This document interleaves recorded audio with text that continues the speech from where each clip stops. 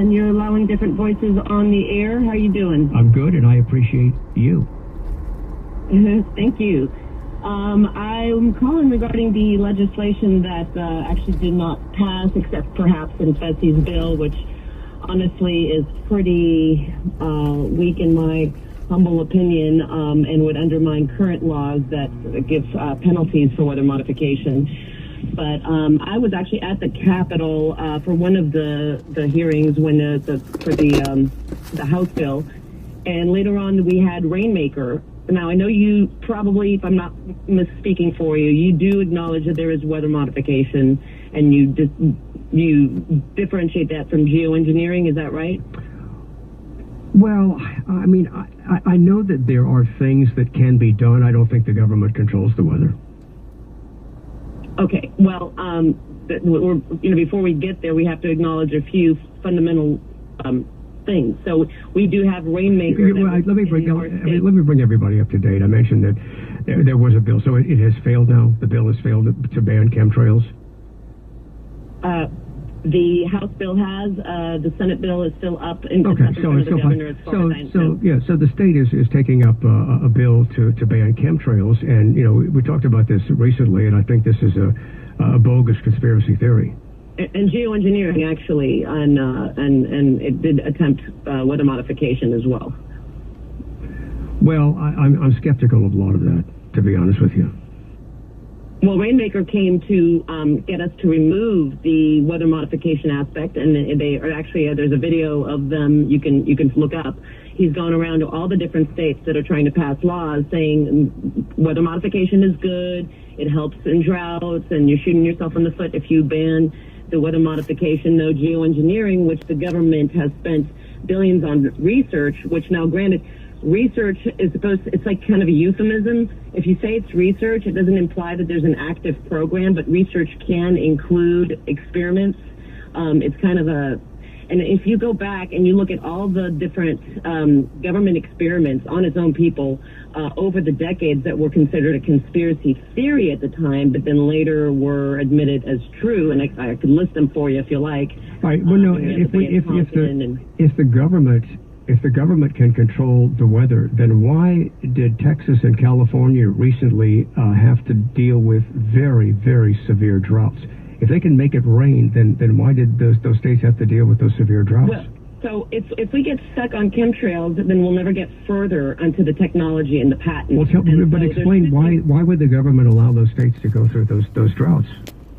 Well, you can say there's different aspects of the government. It's not the government like we, the people, the government. There could be deeper aspects, the military aspects of it.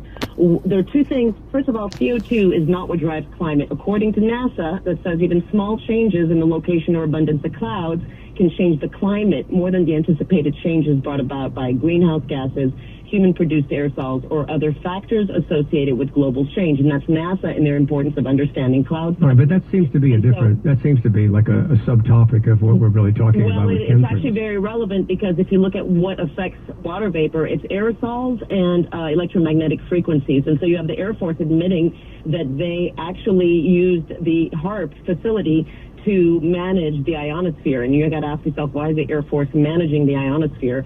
And they said that they've moved on to other ways of managing the ionosphere, which the HARP was intended to inject energy. I'd have to see some of that information. I'd have to see where some of that comes from. I'd be happy to send that to you. Please do. And listen, here's I love Callin. I send it to my email address, scoot@wwl.com, because I can't get it on the station text here in the studio. Absolutely, I would be. Thank you for your time. Sure. All right, Raphael. Thanks. Yeah, I don't know about all of that. I know what causes chemtrails. They're not even chemtrails. They're called chemtrails, but they're contrails. It's condensation. What you see in the sky is nothing to fear, but there are some people who fear it. Janice, you're on WWL. Good afternoon. Rise up, humanity. Is currently running the facility. I've mentioned that it's our understanding through the president of UAF that the plans are to move forward and demolish the facility this summer. So the question to you is that accurate? Can you explain why? And then perhaps to both you and Mr. Schaefer, is there any benefit in exploring a potential relationship with the University of Alaska to perhaps take over the HARP? Yeah, thank you, Senator. The Air Force has gotten great value out of HARP in the past. We took over from the Navy and managed it and actually did a number of experiment campaigns up there and have finished our work that we're interested in doing up there. We've moving on to other ways of managing the ionosphere, which the HARP was really designed to do, was to inject energy into the ionosphere, be able to actually control it. And but that work has been completed.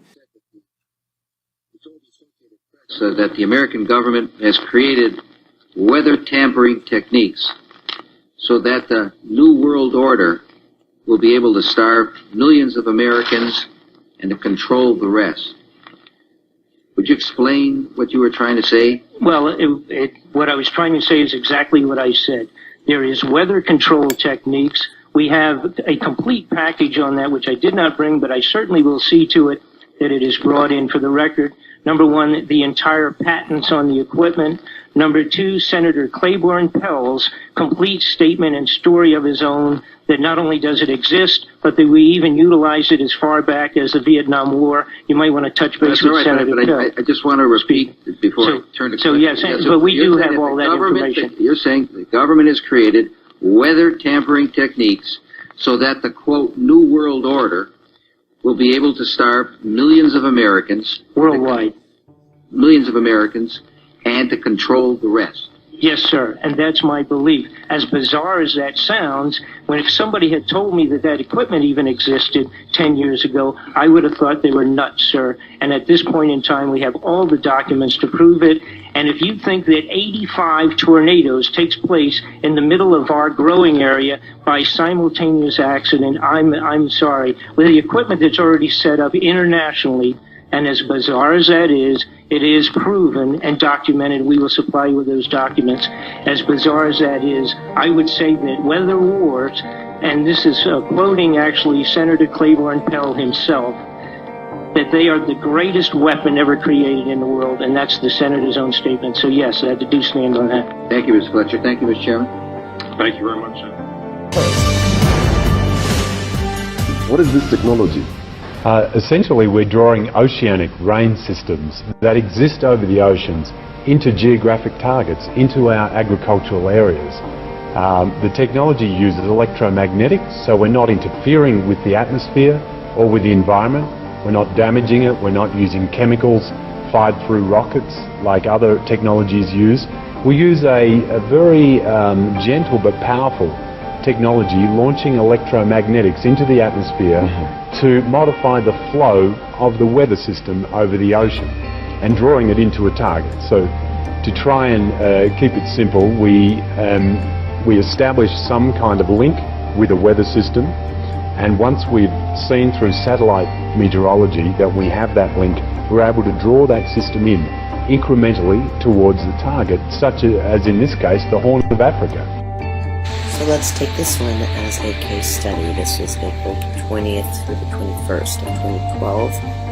This was a visual that they showed on the website, and just as an example of their composite map, and I thought it was a great example to use because here you can actually see you have a front coming through, and then the Doppler radars build a wall. They bloom out, stopping it from continuing on, and it sends it up instead. So it's coming across, but the blooms come, and then it breaks it up and sends it out.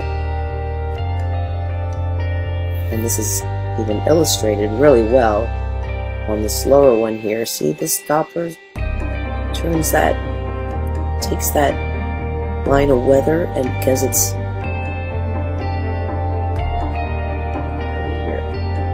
and the energy goes like that, goes around it, like it splits it up. Like it's a Laffy Taffy being pulled on a line of conveyor belts.